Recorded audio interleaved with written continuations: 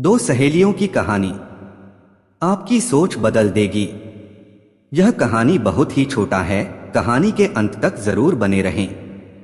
एक बड़ी सीख मिलेगा। एक बार की बात है, एक अंशिका नाम की लड़की एक आइसक्रीम की दुकान से आइसक्रीम ऑर्डर कर रही थी। वो जहां खड़ी थी वहां से कुछ ही दूर रास्ते पर एक सुंदर कार आकर रुकी। इस कार में से एक कपल बाहर आए जो पास के मॉल में जाने लगे। उस महिला की नजर आइसक्रीम ले रही अंशिका पर पड़ी। वो उसके पास गई और उसके कंधे पर हाथ रखकर बोली, अरे अंशिका, तू, कितने सालों के बाद मुलाकात हुई है हमारी। अंशिका ने उस महिला को पहचान लिया। वो कोई और नहीं, उसकी कॉलेज की सहेली बबीता थी। अंशिका ने बबीता को देखकर खुश हो गई और उसकी शान शौकत वाली जिंदगी से उसे खुशी भी हुई और मन ही मन अपनी जिंदगी से तुलना करने से दुख भी। बबीता ने उससे उसके हालचाल पूछा, और तुम यहाँ क्या कर रही है हो।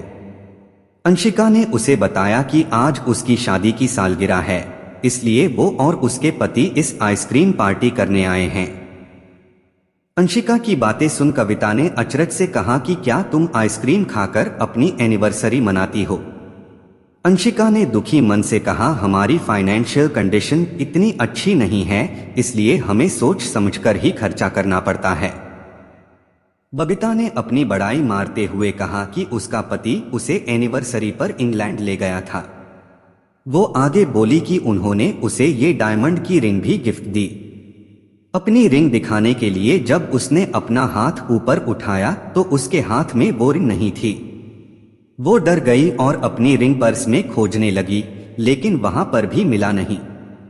इसलिए उसने पास में खड़े अपने पति को रिंग खो जाने की बात कही। तब उसका पति उस पर गुस्सा करने लगा और उसे और उसके माँ बाप को भला बुरा कहने लगा। फिर गुस्से में उसका पति रिंग खोजने ले लिए कार की तरफ चला गया।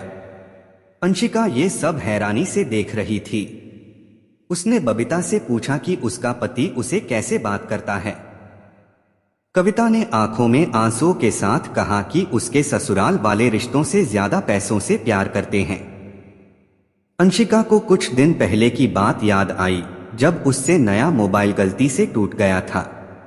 उसने डरते डरते अपने पति से बोला तो उसके पति ने स्माइल के साथ उसे समझाया कि डरती क्यों हो, मैं इसे रिपेयर करवा दूंगा।